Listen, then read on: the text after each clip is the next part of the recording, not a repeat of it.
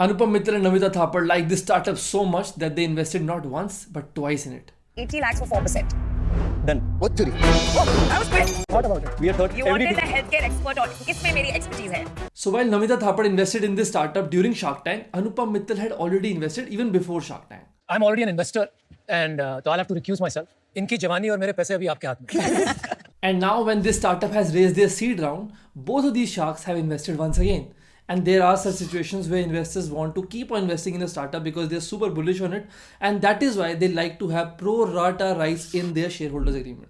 And this term pro rata is a legal and Latin term which means in proportion to.